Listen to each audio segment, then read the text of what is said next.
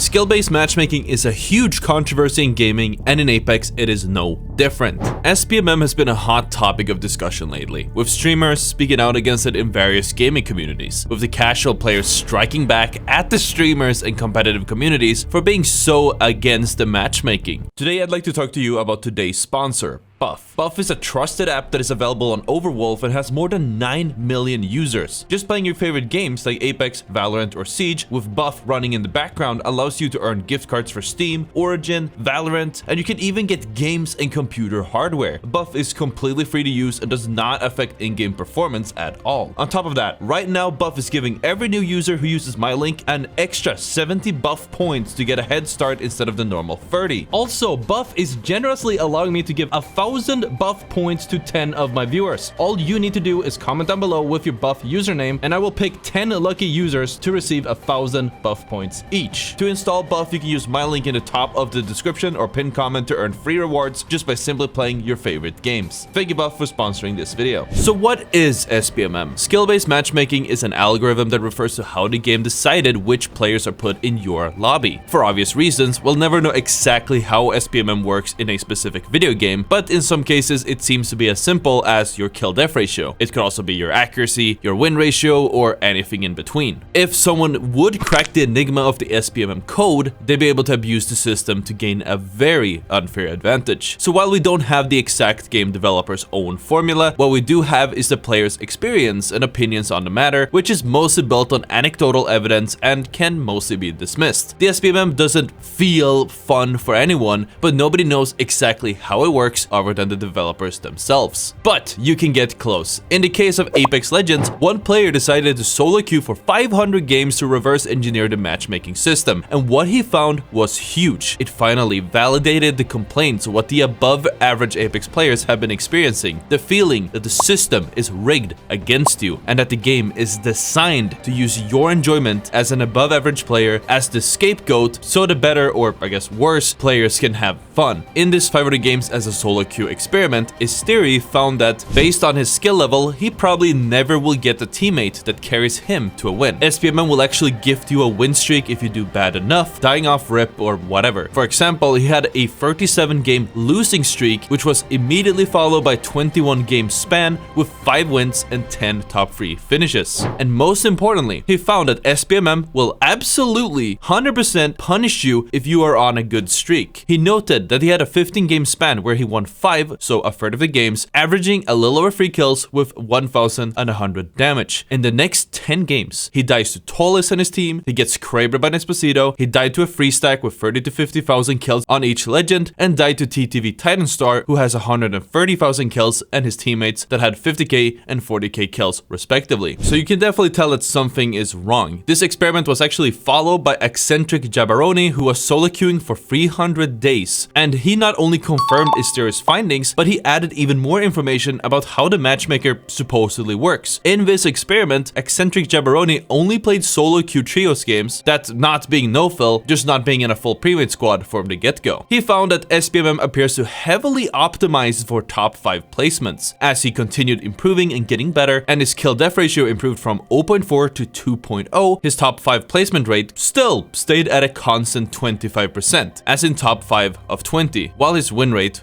wasn't. He found that the game seems to use something we like to call Big Brother matchmaking, meaning that if you get over a certain kill-death ratio, in this case being over 2.0, the game will start giving you heavily underskilled players on your team in an attempt to balance your team to the lobby's skill level. This means that high-ranked players are being dragged down and low-ranked players are being dragged up into lobbies they just shouldn't be in. He also found that every season in the first 5 to 7 days, you are unlikely to have a drastically higher kill-to-death ratio as a trio solo queue player at over the 2.0 KD mark. His suspicion is that matchmaking attributes are reset every season, and after that, your solo queue KDR should return to constant. Eccentric Jabroni noted that the matchmaking seems to have had a drastic change around the 30th of September this year, with his top 5 performing days going up at a higher rate than his kill-to-death ratio. He also found that in his specific case, his kill-death ratio would go up by 0.25 or 0.5 on Tuesdays and on Fridays. So in the case of Apex, SBMM is flat out rigged, seemingly designed to keep you hooked on a game for as long as possible, giving you bad teammates if you are above average, giving you easy wins if you're struggling, and punishing you with worse teammates against harder enemies if you're doing good. And with that in mind, exploiting the matchmaking is pretty easy. If you are an above average player, you can completely negate the negative part of SBMM, that being the big brother matchmaking, simply by getting into a pre-made stack with other above average players. Suddenly, you don't get bad players that you have to carry anymore. If you want easy games, you can simply die off drop. And if we go off Asteri's findings in the initial experiment, somewhere around 10 to 20 games to get into easier, also known as bot lobbies. You can then get that high kill game and impress your crush or whatever. There is another factor when it comes to ping and queue times, as Predator players historically have queued into low population servers such as Sao Paulo, sitting in a queue for upwards of 20 minutes only for the matchmaker to eventually give up and put them against players who are maybe gold or below. But we don't have enough research to actually conclude on this. And on the flip side of all of that, we have another system, which is the opposite of skill-based matchmaking, EOMM. This stands for Engagement Optimized Matchmaking and is considered very predatory. This matchmaking aims to match players in an optimal way that maximizes overall player engagement. The term EOMM was coined by none other than Electronic Arts, Respawn's publisher, back in 2017. They even released a paper on it, which I'll link in the description. The researchers found the following. Based on a player's last 3 outcomes, that being a win, lose, or draw, the risk of them quitting changes. The paper presents this table showing that 3 losses in a row or 2 wins and a loss will result in the highest risk of quitting, that being about 5%. However, if a player has draw, lose, win, or lose, lose, win, or lose, draw, win, or draw, draw, draw, their risk of quitting is almost half of that, at about 2.5%. If the player wins 3 games in a row, they have a 3.7% chance of quitting. So naturally, you don't want the player to continue winning. And to be fair, Respawn developers have claimed that they don't use EOMM, dating as far back as to 2020, but you can still see some likeness between the current SBMM and EOMM that Electronic Arts had researched. And why are players against it? The games community is evolving at an unprecedented rate. Things are getting sweatier by the day, and yet there's no enjoyment for most players. Either you're at the bottom of the skill bracket struggling to get a legit win in, or you're in the above average part of the skill bracket getting dumpstered by the top percentage of players on the regular, despite you being that much better than the average. The very bottom of skill brackets are generally very well protected by SBMM across all titles. After all, the system is designed to protect the below average to average players from getting destroyed by actual good players, but they will still fall victim to smurfs and the many players who abuse the matchmaker to get easier games. The average players are usually pretty protected as well, having their top placements and kill death ratios protected, as they should be hovering around the 1 kill death ratio mark. The average players generally only get matched against other players in the average skill brackets. And the above average players, those at the very end of the bell curve, maybe the top percent, but not all the way to the top, are going to get shafted. They might be in the top percentage of players, but they're in the top skill bracket. In this case, that would probably be the 2.0 kill death ratio, and they are going to go against anyone who's above them. Their games are filled with 5 to 10 kill death ratio sweats, pros, and predators, and they're forced to endure this as long as their stats look good enough. In their case, another issue is that you can't feel progression. If you go in and you put the same amount of effort every single day, you're probably going to improve as you keep giving your all, but despite all of this, the games will end up feeling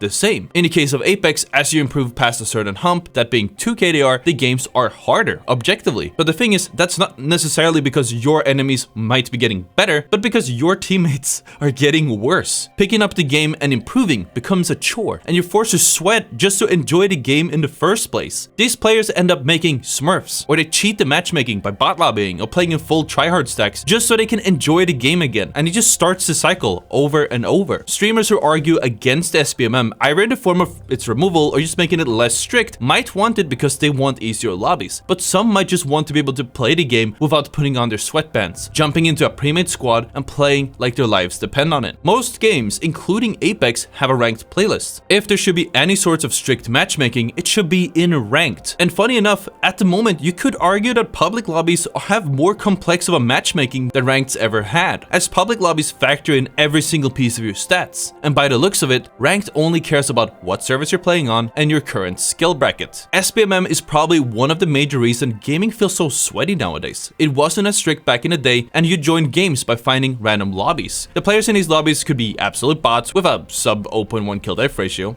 I used to be that guy, or absolute gods, potentially signed professional players just mucking about with a 20 kill death ratio, demolishing the lobbies. I don't have the numbers, but there's a chance that the ratio of insanely high skilled sweats to casuals hasn't actually changed. Depending on the skill level, they just get put into the appropriate lobbies instead of being spaced out across the game. It also contributes to people being unable to play with their friends and have a fun casual experience, as a high level sweat will get put into sweaty lobbies even if they're bringing in his 2 9-to-5 casual dad friends who just happen to get off their shift over at the oil rig. If they make a Smurf account, they just contribute to the problem, and at the end of the day, they'd still end up in the same lobbies soon enough just from playing the game, even if they aren't trying to actively win. I believe that the gaming community is rotting from within, and enjoyment and casual play is decreasing by the day. I don't know if SBMM is the only reason as to why, but it's certainly a big one. Speaking of enjoyment, if you guys want to hear about the time Respawn almost killed Apex, check out the video on the screen. Thank you for watching, and I'll see you all tomorrow.